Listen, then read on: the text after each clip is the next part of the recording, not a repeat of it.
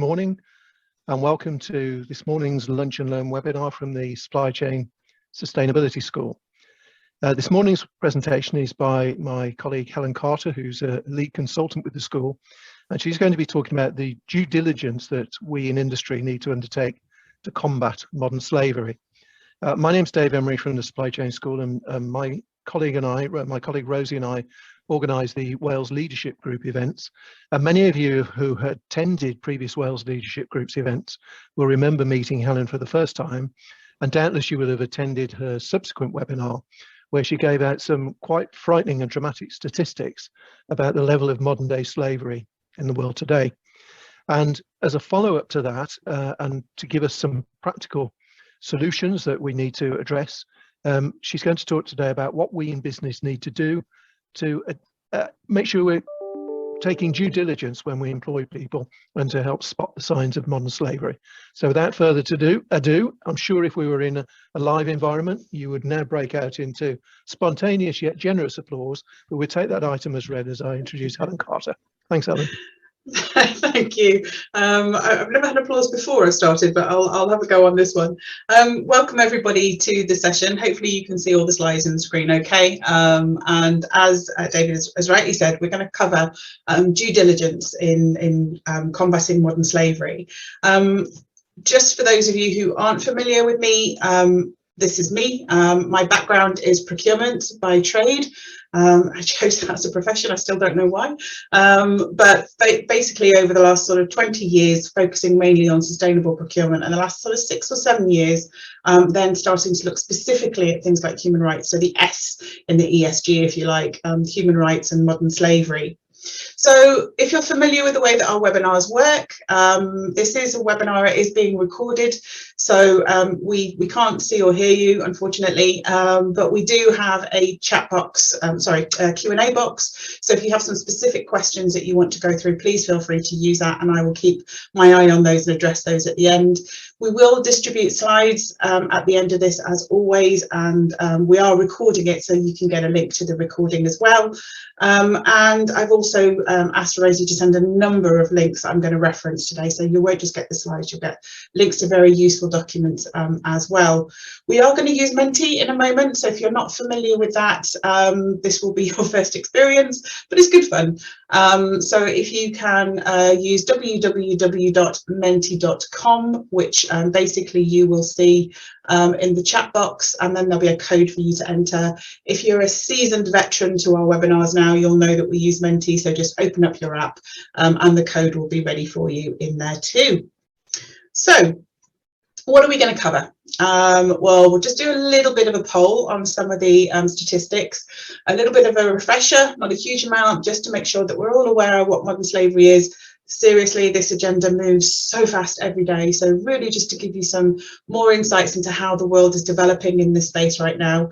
And then we'll look specifically at due diligence, what you as an organisation should be thinking about, and actually what you should be thinking about working with your supply chain to deliver as well. So we're going to use Menti twice. The first time we're going to use it, however, is we're going to use it for a little bit of a quiz, some questions for you. So if you can open up your Menti app, I can see how many are on, so I'm hoping I've got a reasonable number. I can see some of you have already been pre-recorded as well, or pre-prepared, which is brilliant. Although the Santa Claus is a little bit too pre-prepared for my liking. I think we should be having Easter bunnies around here. So we're going to go through just 6 questions, a little bit of an overview in terms of the world of modern slavery, as I watch some more of those great graphics come in on a regular basis, so bear with me. Right, so 6 questions. Let's see how much you know and how much you can remember. Let's just do the countdown. So you get points for the quickest answer and accurate. Okay, according to the Global Slavery Index, how many slaves are there globally? If you were on my event in January, you should remember this. If you're new to this subject matter, take a guess. 40 million, 21 million, 5 million, or 63 million. You can get many different answers if you tried. Yay, well done. So we've got a few people who know that statistic. Well done. So it is 40.3 million victims of modern slavery globally. That is significantly higher than most people tend to realise. And we see numbers in terms of things like forced labour being a significant amount of that. So the supply chain impact is quite huge. Okay, so here's one for you. Slightly different. She says once it comes. How many out of that 40.3 million are in the UK? And this was from the Centre of Justice in 2020. 13,000, 15,000, 100,000 or 250,000. This is where I see people are very, very positive or very negative. We'll see which way you go. Yay, brilliant, well done. 100,000 is correct. It was predicted to be around about 136,000 when the Global Slavery Index looked at it in 2018, but in a report that was issued a couple of years ago, they looked and found that around about 100,000 is estimated. It will be significantly higher than that because it is a crime. Just interestingly, the report that identified 100,000 also identified that it costs the economy and individuals a total of £324 million a year. That's through loss of tax, loss of wages, costs to prosecute. So it's a significant impact financially as well, as we see. Okay, question 3. 5 countries account for 58% of the global victims. Which country do you think has the highest number of victims? India, Russia, Uzbekistan, China, or Moldova?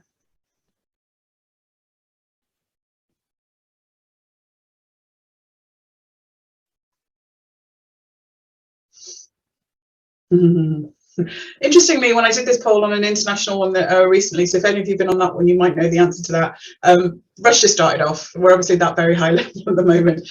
India is the highest, 18.4 million victims. It's a significant amount in considering the number of victims there are globally.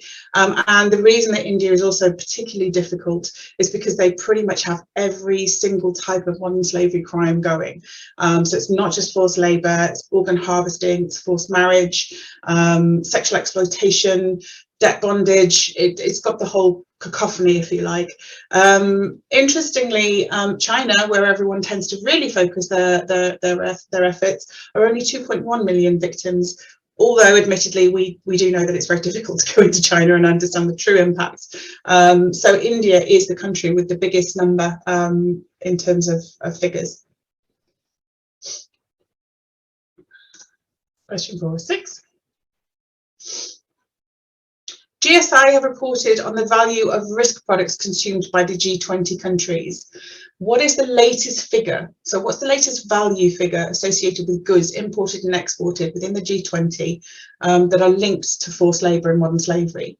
354 billion, 425 billion, 158 billion, or 95 billion? Well done. Some of you might have been on my course. 354 billion is correct.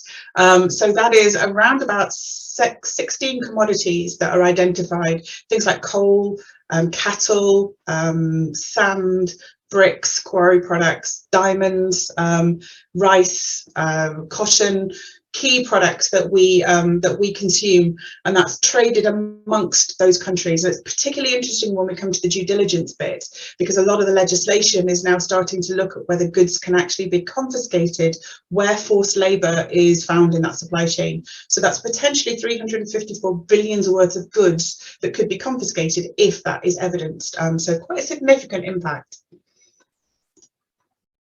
And then last 2 questions. What percentage of forced labour victims have links to our construction industry? 10%, 15%, 18%, or 25%?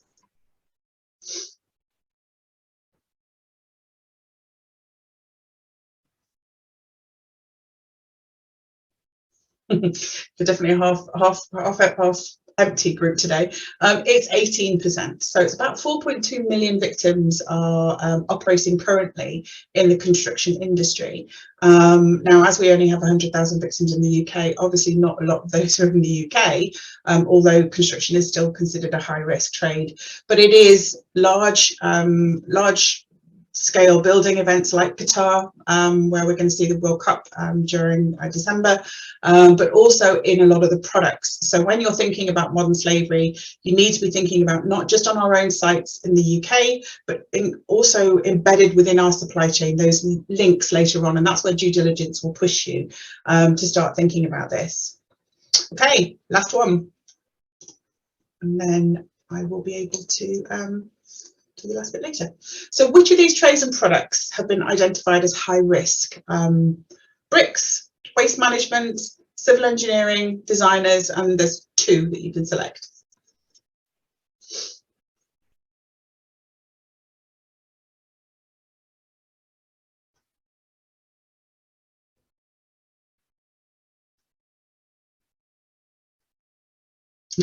Well done. I think I may have given you the answer to that one in the one before. Bricks, bricks and waste management, yes, definitely. And in fact, one of the first civil cases that we'll talk about a little bit later on is in waste management, particularly related to BIFA through the due diligence. Bricks we're familiar with. If any of you have been on my courses before, you'll hear me talking about blood bricks. But any sorts of quarry products are particularly high risk. Interestingly, civil engineering and design do have a part to play. They're not perceived to be high risk, although there are design houses globally, so big consultancies use design houses out in places like India, where actually they will sublet, if you like, some of their designs out. Design is also really key when we start to think about how we design and what products we're asking for. So again, thinking about if I want a particular type of granite or a particular type of marble, the designer might decide it's great, it's looking fantastic, but you can only get that from countries where forced labour is a big risk. So design itself, as in the designers, might not be risk, but they have a big part to play in influencing how things are designed and delivered going forward. Okay, I have got, don't throw that away because I have got some things for you later on. Excuse me. Oh, well done, the koala came first. Father Christmas came third. Dave, well done. Not quite there yet. Congratulations, well done, everybody. Okay, so it's a very developed area right now in terms of due diligence, and everybody is really keen to understand what due diligence looks like. Let's just remind ourselves, though, about what we talk about when we talk about modern slavery. We are talking about exploitation, and you literally cannot pick up a paper daily these days without some sort of story of exploitation of some degree. If we're looking at the P&O scandal as it talks right now, you know, they're potentially bringing people in and paying them £1.86 or £2.20. I've seen two variable degrees, but they're still really small, very low paid wages to deal with the ferries, regardless of the way that they then treated those employees. So we've got organisations openly thinking about paying less than the minimum wage. So exploitation itself is becoming a pretty hot topic that we need to think about. Modern slavery is part of that exploitation spectrum, but what we need to be aware of when we talk about modern slavery is this idea of trapped and servitude, not being able to leave. They may be coerced, deceived, or find themselves in somebody's care, shall we say, only then to be exploited later on. You'll be familiar with sexual exploitation, criminal exploitation, forced labour, which is obviously 68%, domestic servitude, loads of cases about that, and I'll talk to you in a moment about the Carlisle case that goes on within this environment.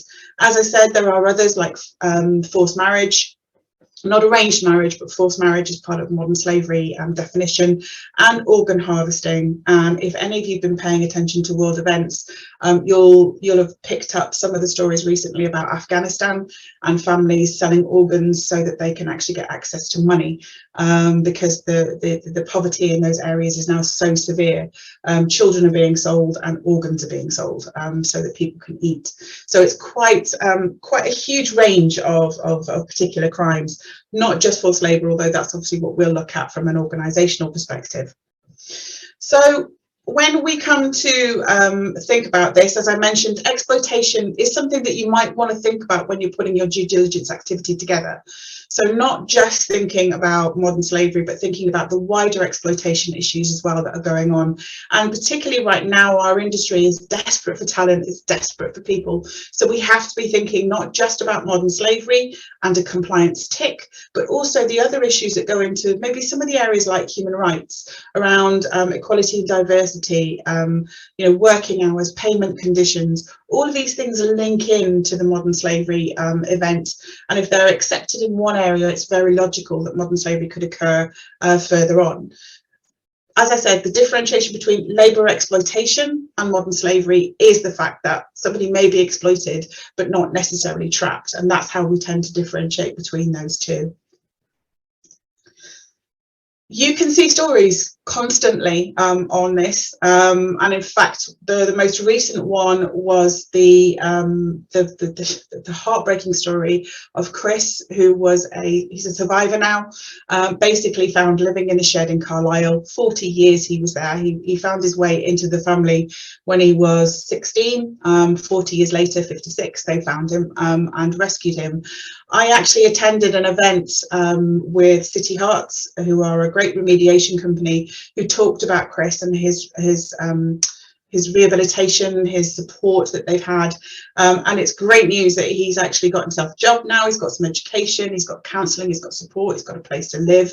But what was really telling was that he didn't live in the shed for 40 years. That was where he slept, but actually he went out and did roofing jobs. He went out and worked in people's homes doing drives. He even apparently asked one person that he was doing a roof if they've got a spare pair of trousers, because he hadn't got any trousers to change into. So lots of signs were there to try and help this individual, and most of them were missed. What's quite interesting about this case as well, though, is the fact that the son, father and son were prosecuted. The son was actually charged. The father died before he could be tried. The son was tried and given a suspended sentence for 9 months, which has sent shockwaves through prosecutions. It's now being looked at by the High Court as a ridiculously lenient sentence. So there's still a lot of work to do when we think about how we help these victims. And then you'll be aware of probably the biggest case so far in the UK, particularly around forced labour, is that of Operation Fort, where 400 victims from places like Poland were trafficked into the UK and found themselves into copious amounts of supply chains. You'll be familiar with that through Biffa, as they're one of the companies that's currently being sued by 3 of the victims. But they found themselves in huge numbers of different supply chains, agriculture, manufacturing, waste, over a 2-year period. And the gang actually made £2 million in 2 years off their exploitation. So they did quite well of it, quite well for it.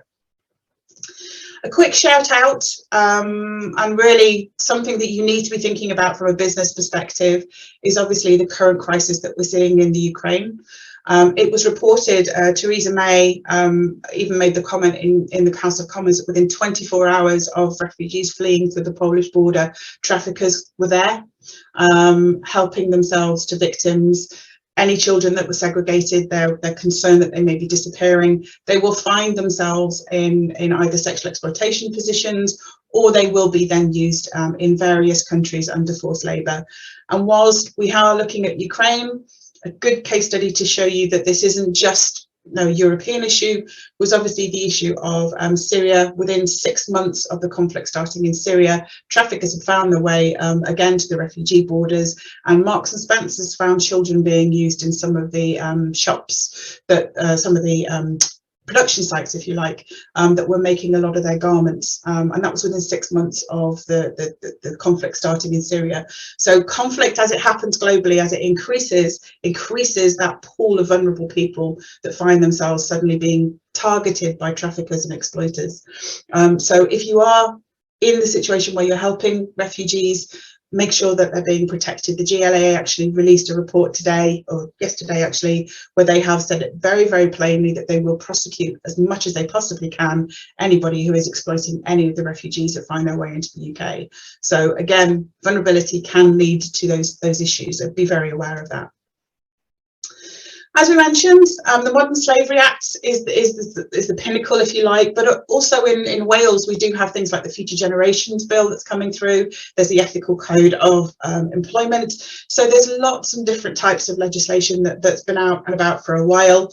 It does apply to us all. The case of Biffa shows that if anybody is found using exploited labour and haven't got due diligence processes in place, they are potentially at risk of being sued by their victims. And in fact, the most interesting case that's just happened is for a tea manufacturing company, or tea plantation, sorry, in Kenya, are currently have been given permission to sue the Maiden company in Scotland.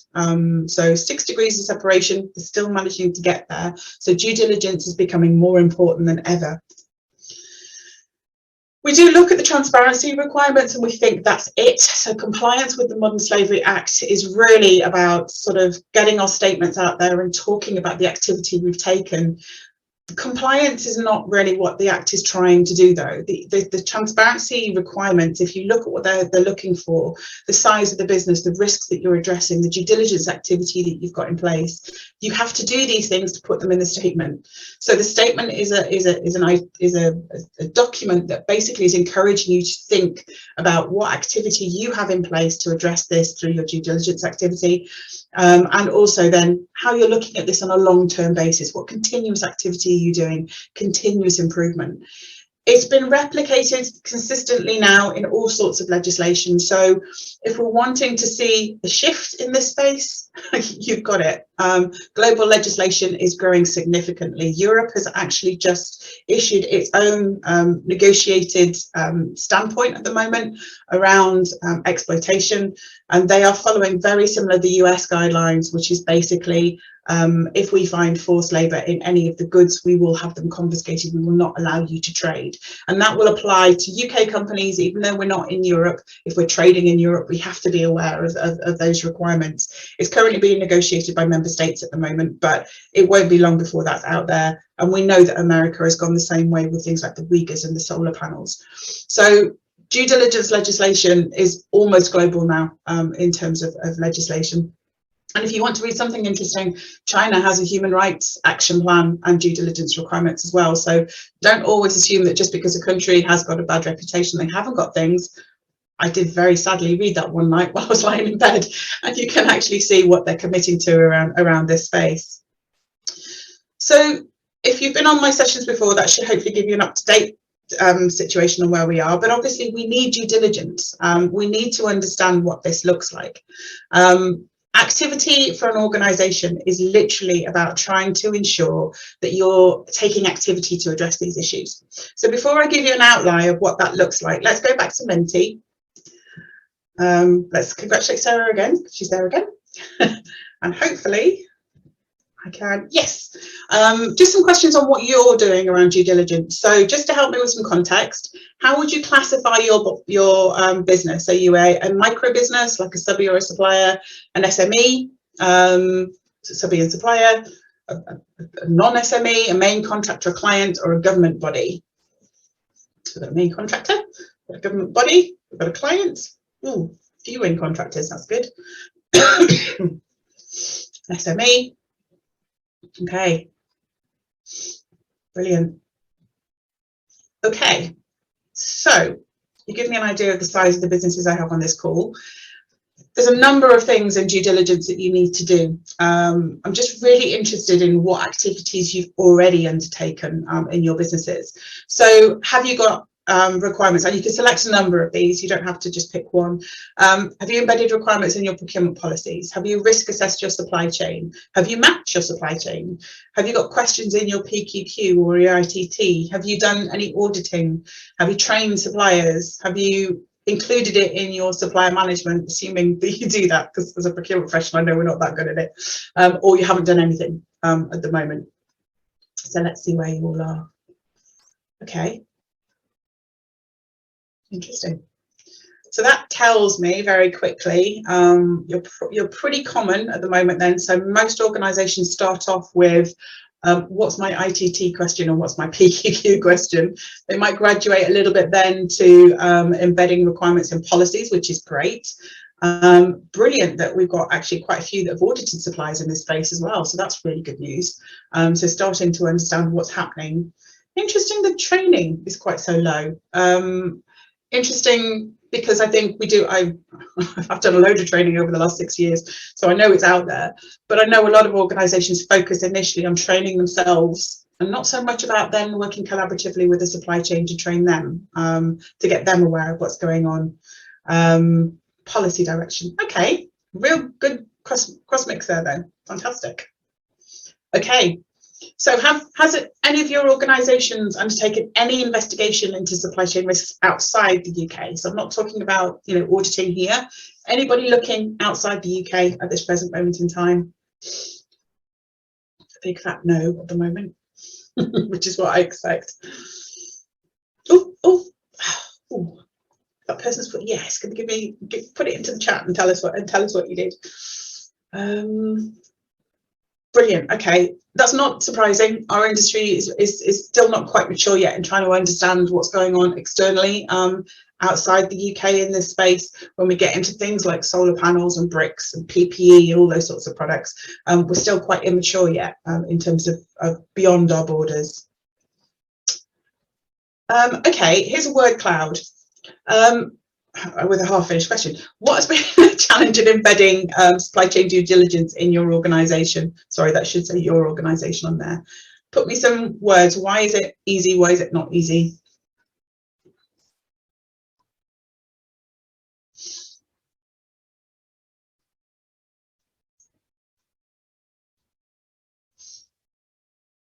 You're going to tell me that you've got no challenges at all. That'd be great. Oh, brilliant. Lack of visibility, too big, complex. I like the honesty, not a priority. Yeah, it's not seen as important right now. Resource, yeah, definitely. Apathy, that's an interesting one. Number of suppliers, yeah, too many suppliers, too much coverage. Long tail spend, yes. Although I'll give you some good news, you're not supposed to be looking at the long tail spend as such, but we'll give you an idea on that one.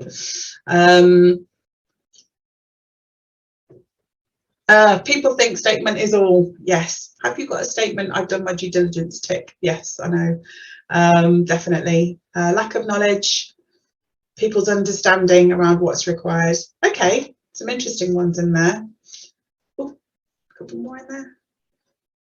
Not a priority, lack of priority. Fantastic. Okay, last couple then. Have you ever been asked by your client to provide sourcing information on key products to support transparency requirements? So have they ever asked you what your risks are? Have they ever asked you where you're getting things from? Okay, not sure, or a yes in there, not a no. It is, if any of your clients are starting to send you tender requirements, you will start to get transparency questions. Some of them might not do transparency questions in relation to modern slavery or exploitation, but some may have it in terms of resilience. Do you know where things are coming from? So do you know where the shortages are? I was reading a very interesting article about procurement people being a bit burnt out at the moment because the amount of crisis that they've had to deal with over the last sort of 3 or 4 years.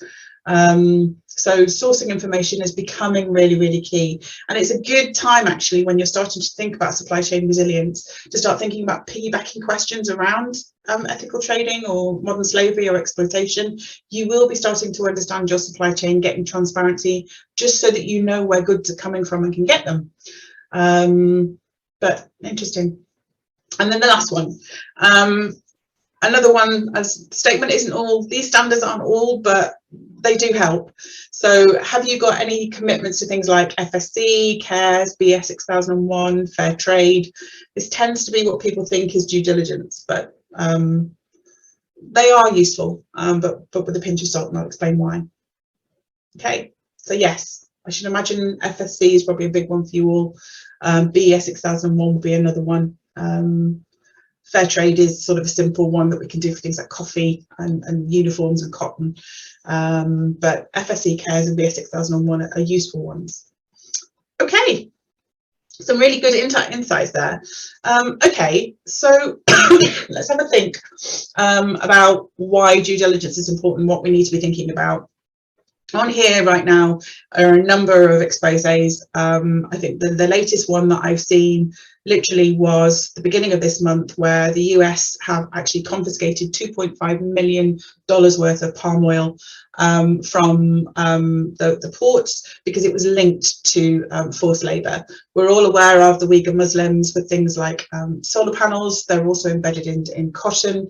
We're familiar with things like the coffee, if you've been on there, the chocolate, things like tech, but even companies like the car companies have found themselves sort of at the behest of what's going on around due diligence. And this one was the mica used in paint that was actually used to paint some of the very high-end BMWs and Audis. So it's not just the product itself, it's some of those component products. But the reality is that we can now start to pick up newspapers regularly to understand that people are wanting us to look under the bonnet of what's going on. When we think about due diligence, what we've got to understand is that due diligence is not about saying that there are no slaves in the supply chain. It's impossible to do that. It's about the reasonable steps you take as organisations and individuals to say that you are looking and that you will find any activity. A good example again that we can see on the right hand side is quite a few news stories recently around the chocolate supply chain. Tony Chocolonely, that prides itself, if you actually open up its wrapper, it's got a whole thing around modern slavery and labour exploitation, has found 1,700 child workers in its supply chain. That is actually a good news story in a strange way. Because they've actually found the individuals and they're in the process of looking at remediation. So the remediation is how do we ensure they're being paid properly, how do we make sure they've got access to education, good living conditions, and actually dealing and addressing. That's what due diligence is. It's not about saying that I have no slaves. Anybody who puts that in any policies or statements is either not looking or is complicit, one or the other. We've also seen like companies like Calabao, they've got considerably more, 21,000, and they've got their commitment to eradicate, although they're under scrutiny at the moment on how exactly they're going to do it. The find and fix is a great way to be able to do this. There's lots of big definitions, but finding it and putting it right is the best way to think about it. If you want to think about where due diligence sits, it's the UN Guiding Principles is your base document to look at, and it applies to any organisation of any size. It seems to be a big grandiose document, but the practicalities in there are actually quite common sense for any business of any size. What it is telling you under due diligence is that what you've got to be able to do is understand the impact your business has on human rights, including modern slavery, but you could actually expand that to other human rights as well, to make sure that you are not actually creating environments for adverse. So this is kind of interesting for the clients ones, because we talk a lot about clients who create unintended consequences through poor procurement or bad costing or not paying living wage, that actually then have a direct result on the supply chain going forward.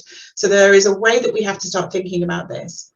The key, however, for those of you that were worried about that big tail of spend, is that you are supposed to take a risk-based approach. So even under the UN human rights requirements, it talks about a risk-based approach to due diligence. Understanding where you have the opportunity to leverage the power, the ability to influence what's happening in your supply chain is really, really important.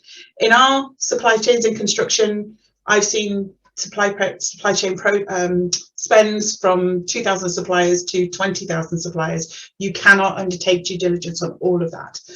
So through my consultancy side of the work that I do, we work on an 80-20 ratio, but looking at any other potential risks associated with trades underneath. So use a prioritized approach. Think about high risk products, high risk geography, low pay, low skill, all those sorts of things, to then prioritize where you need to focus, and understand that what it's talking about here is a continuous improvement process.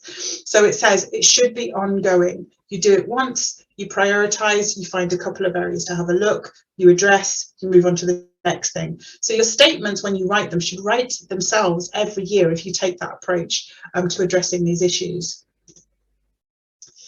When we think about what's contained within due diligence, it's really simple. It's very simple stages. You have to have a policy that commits to addressing this issue, and that maturity ranges from I'm going to have a modern slavery or an anti-trafficking policy, through to a huge human rights policy that would include modern slavery and issues around trafficking, alongside other issues around equality and diversity. So if you think about the way that legislation is going around due diligence at the moment, a lot are now starting to move into the human rights world, where we start to think about all the issues around our people and the people that are working in our supply chain, so that we can address some of those issues around exploitation as well as modern slavery. But you should have a policy. It might not be a standalone one. It could be requirements that are embedded in various different policies that you have. It could be a 1-pager, it could be a 20-pager. Again, it's what suits your business, suits the size of the business that you are operating in, but should be really detailed in terms of what it means to you, what it means to your organization. A good policy should also talk about the fact that there is a reliance on the supply chain and that the supply chain is included. So that policy really does set the direction if you need to go into that. Obviously, then what you're looking for is assessing. So the next stage, once you've got your policy, and I saw some of you got a few of those, the risk bit wasn't quite as high in that poll that we did. That's the next stage, is where do I prioritize? So you're probably already looking at your supply chain spend and your supply chain risk for things like carbon, for things like waste, for things like resilience, maybe things around opportunities for apprentices. This is another thing that you need to look at. So a good balanced approach is to overlay the sort of sustainability aspects and think about modern slavery, human rights as one of those sustainability impacts that you would assess, and understand where those risks sit. That also then starts to get you thinking about what are your priorities going forward. Then a due diligence system basically goes into action planning mode. You've identified the suppliers, you've identified the categories that you need to be looking for, and then thinking about the actions that you need to take, whether that's focusing on the supply chain, whether that's focusing internally, whether that is looking at your own governance systems, making sure that you've got an action plan that details how you're going to address these issues going forward, and then track that, excuse me, communicate it, make sure you're monitoring your performance and looking at all of that. However, one of the things that you mustn't forget through your due diligence is your remediation. Every approach for due diligence should be victim-centric. So you'll hear a lot about the governance systems that you have in place with things like the worker's voice, where individuals will start to put polls, surveys, audits, or questionnaires, or conversations that are happening with the workers in your organizations or workers in your supply chain, and ensuring that where anybody is found, you do ensure that you can help them, and that they're remediated effectively. The key thing as well is to remember that this is the supply chain. So when you are starting to think about this, I see a lot of businesses that say, yeah, I've done my due diligence and I've stopped at tier 1. You need to be looking beyond that. You might not know how to get there. That might be a long-term plan on how you're going to do it, and connecting those dots is really important. So stage 1 is to find out who your key suppliers are, then work with them to find out who their key suppliers are, work with them to find out who their key suppliers are. That's why the risk approach is so important, because that's a lot of work, even for a few categories. So thinking about how you embed this supply chain approach is really important. As I said, we are looking at our supply chains these days now because we have so many issues with them, because we work on a global platform. So just think about how we can start to ask questions around exploitation. And in this situation, get help, because you will need to understand the nuances when you start to move outside UK borders around what's acceptable, what's not, what the language looks like. So don't be frightened to think about investing in a bit of support in this area. The other thing is, don't panic. From a perspective of how organisations are doing, there was a report issued last year on the performance of organisations looking at due diligence in this space, and it is very slow. Most organisations are still just at that, I'll put an ITT or a PQQ question in, and that's my due diligence done. Not many have moved into that supplier development, continuous improvement phase. So it's not, you're not massively behind if you haven't done anything at all. There's still businesses working out how to grapple with this, and it fundamentally means we need to think about the way we procure and our supplier relationships. We need to move more to continuous improvement. Transactional procurement does not work and does not help us in this space. So the report here talks about, most have done a little bit of due diligence, have done a little bit of training and awareness, but really haven't got to grips yet with a lot of their businesses. Understand the trades. So some of you may be familiar with these trades that you've seen. We've got agriculture, we've got construction, we've got conflict minerals, we've got uniforms, we've got in our own personal environment, you know, the things like the car washes and the nail bars, we've got PPE, we've got bricks. There is a lot of intelligence out there. So you're not looking at an empty canvas. And I'll show you slightly in a moment, you know, an area that you can go and have a look at businesses' reputations in this space. I read a really interesting one on JCB and how they're operating out in Israel. So there are places that you can actually go within this space. So from a due diligence perspective, what you're looking for is that there is accountability in your business, that this is owned, ideally at the top, that you are looking for things like your recruitment processes supporting this. So are your recruitment processes ensuring that you're not using things like 0-hour contracts, or you're not using them unethically, that you've trained people who are recruiting to understand the signs, know how to ask people, look at right to work checks, all those sorts of things. Training. Some of you had a bit of training, but actually look at that cohesive training, not just yourselves, but also from a supply chain perspective. Work with stakeholders, work with organisations, NGOs, your clients. This is not, there's no competition in ethics. It's not a competition space. So get those stakeholders together, work with like-for-like organisations. And if you're an SME, particularly, because I'm looking at a question that we've got there, you're not expected to suddenly be able to go out and audit all these things, but go and work with other organisations who are doing things in this space where you can piggyback or leverage on what they're doing. So there's lots of collaboration in this area. And in particular, solar panels, for example, there's actually quite a few initiatives underway. So go and find out what they are and understand those standards, and they will slowly infiltrate into the system. Make sure you've got a grievance and remediation, at least in the UK, so that you understand if victims are found, you know what to do. When it comes to global remediation, that's still really not yet very well developed. And if you're a small organisation, the reality is that you will not be compensating individuals outside the UK border. That's not part of your leverage. You won't have the ability to do that. But we are starting to see that grievance and remediation piece is really, really important. Risk assess, make sure that you are prioritising, look at your procurement and work with your supply chain, understand things like supply chain mapping, measure and report. And from the measurement perspective, I strongly advise things like, you know, how much of your spend you've assessed, how much of your spend you might have mapped, how much of it has got sustainable standards that support ethical. I'd go for the management metrics, how much training you've done in the supply chain, rather than necessarily how many victims you found. The better way of doing it, that we'll really start to see some of that progress going forward. If you're looking for questions on how to start, there is a document, in fact there's a couple now that I've written and put into the Syscall, one that was for the local government authority, and I think Vince, who was on the last Welsh event that I did, helped write that for Wales as well. But that gives you some really good examples of ITT and PQQ questions. But the key here is wherever you are in your procurement process depends on what your strategy should be. So if you're going into pre-tender, then you've actually got the opportunity to do your risk assessment, understand the market, go in and understand what your supply chain should look like, ask those questions. If you're already in a contractual relationship and it's not going to disappear for a few years, you've got a good relationship, then use your things like the supply management process, your continuous improvement process, to start to understand what's going on within that space. So regardless of where you are, understand your risks and then adapt your strategies going forward.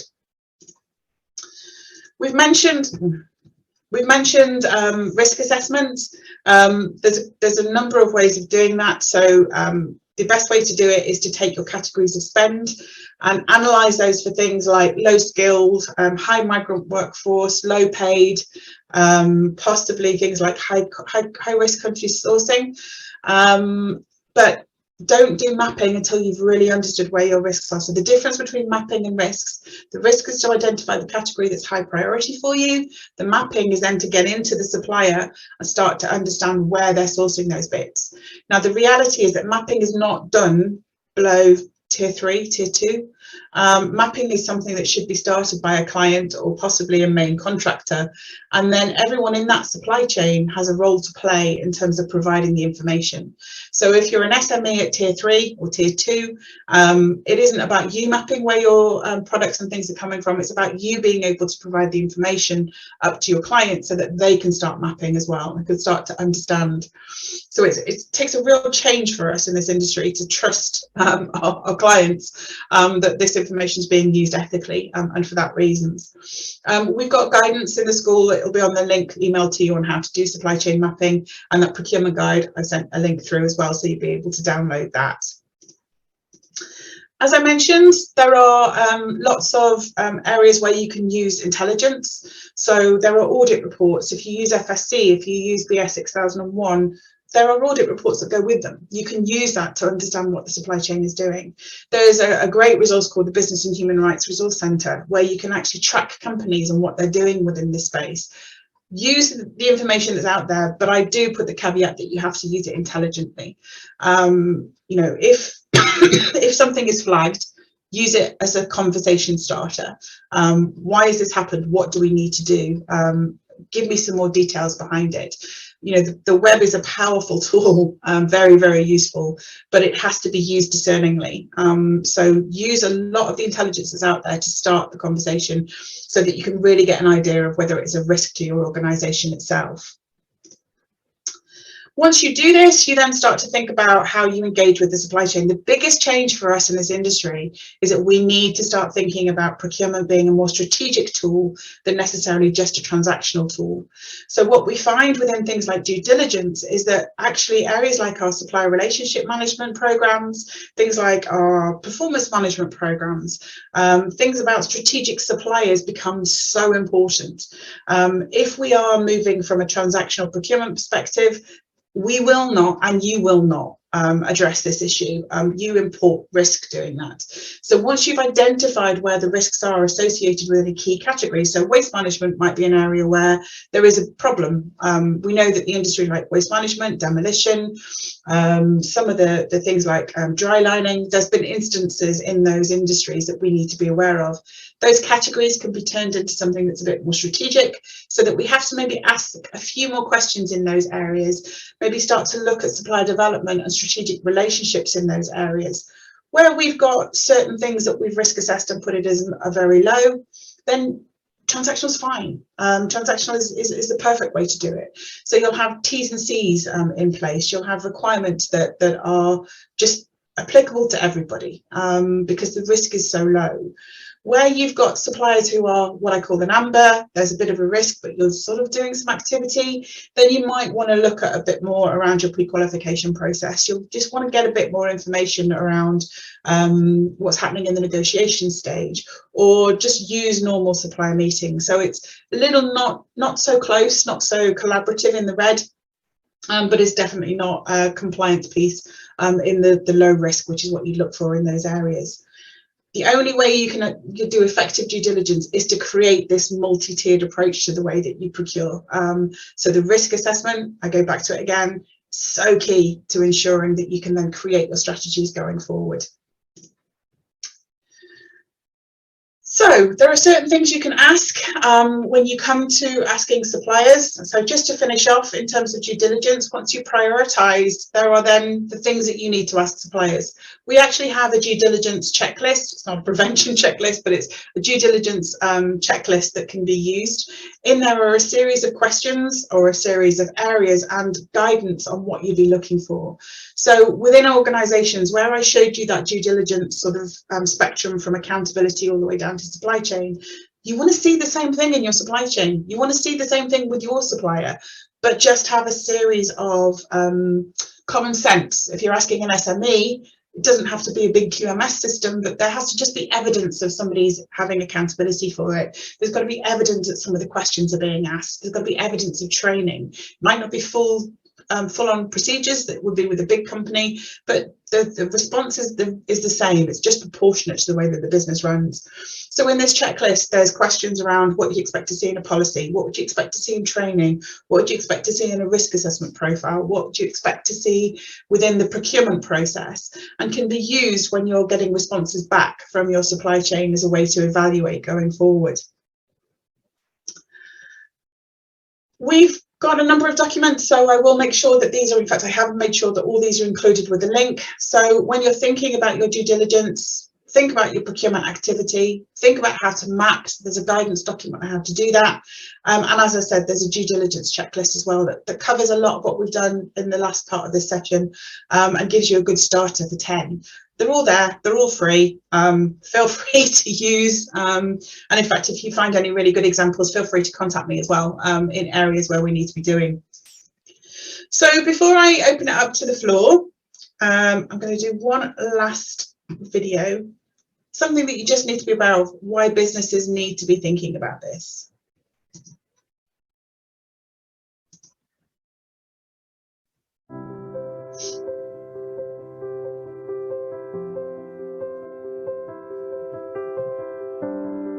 Can your business spot the signs of modern slavery? Basic checks can pick up warning signs. Basic worker checks can tell you whether multiple workers live at the same address, use the same bank account, or share a phone number. Shared personal details like these can point to exploitation. Are all workers well and okay, or do you have concerns? Signs of injury or malnourishment can indicate abuse from an exploiter. An unkempt appearance can be caused by unsanitary living conditions. A person wearing the same clothes every day may have very few possessions. Workers who appear frightened, sad, or anxious may be victims of exploitation. Do workers ever talk to anyone, or does someone always speak on their behalf? Do workers have freedom of movement, or do they always travel with someone else? Do they work excessive hours without days off? Do they have the right equipment to do the job safely? If you spot something suspicious, report it to the appropriate role holder. Do not discuss anything where workers can hear you. Do not approach anyone or take matters further without assistance. You may put victims or even yourself at risk. For independent help and advice, phone the Modern Slavery Helpline on 08000 121 700. Don't ignore your suspicions. Do the right thing. Remember, help. Hear it or see it, engage with it, learn from it, prevent it.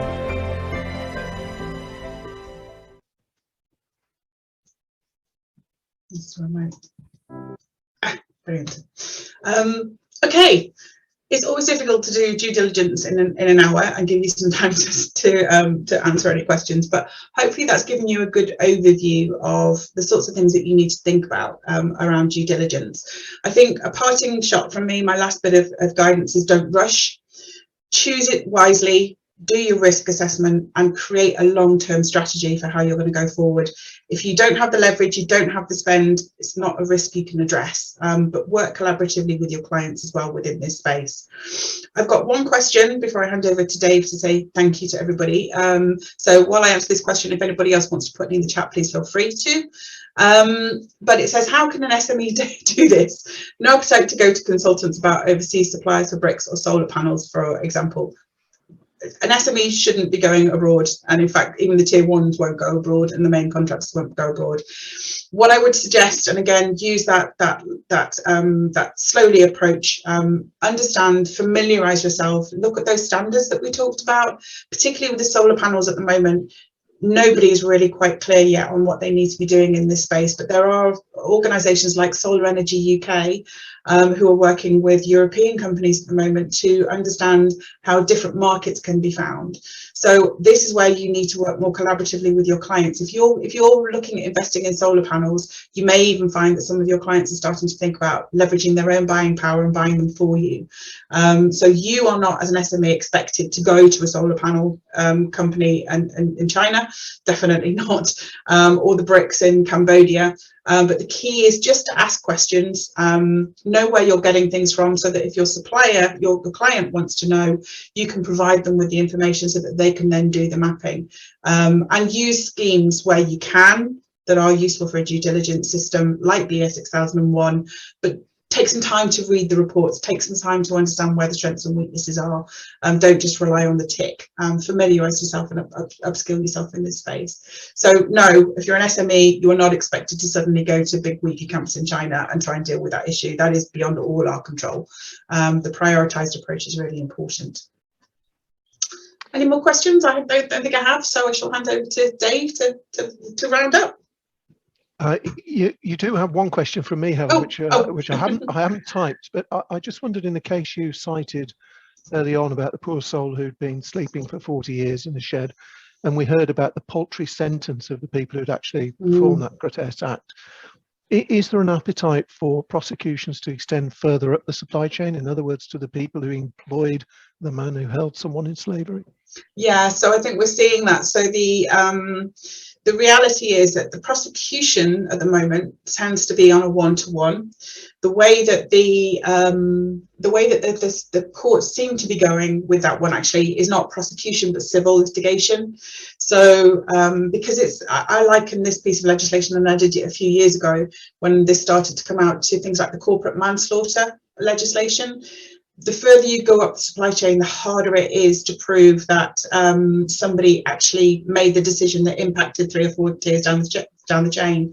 And under the corporate manslaughter, and in fact I experienced this in Carillion as well, in my days in Carillion, you have to show direct result of a decision that was made.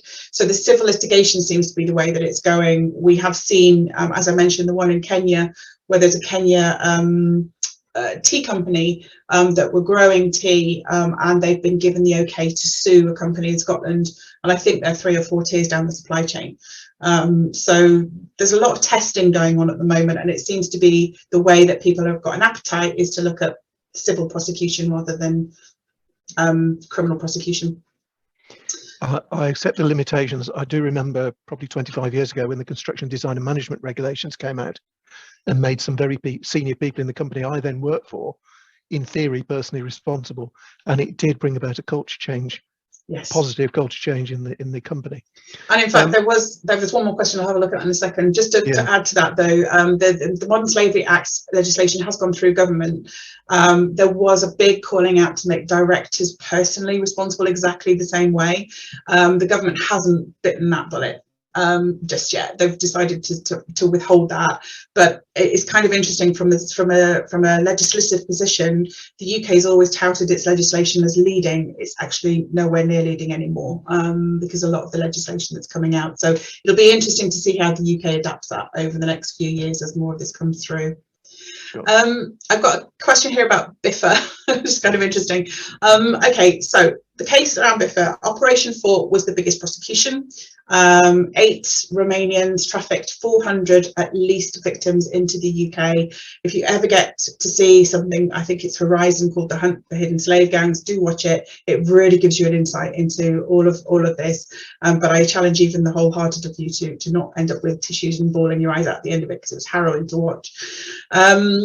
BIFA found, unfortunately, they used a recruitment company. The recruitment company, what we didn't realise at the time, or they didn't realise at the time, was they'd been infiltrated by this gang. They'd been infiltrated by the gang because they needed a Polish speaker, and they recruited a Polish speaker. It was the only Polish speaker in the company, and what they didn't realise was they were also key linchpin into this criminal organisation of these 8 people that were trafficking people in. So they were doing everything right in the recruitment company. They were using all the systems. It was just the systems were in control of a criminal, who then siphoned off individuals into various different organisations over a 2-year period, and then obviously siphoned the money and a bit of creative accounting, and managed to earn this £2 million.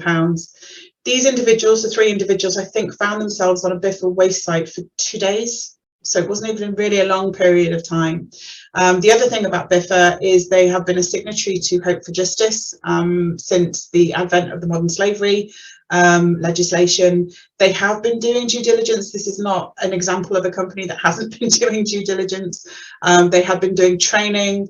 Where their systems fell down was that they hadn't spent possibly enough time with individuals on site to get them really aware of the signs and what to do. So these individuals fell through that way. The rest of it was criminal enterprise. They were probably a victim of fraud the same way every other organisation was.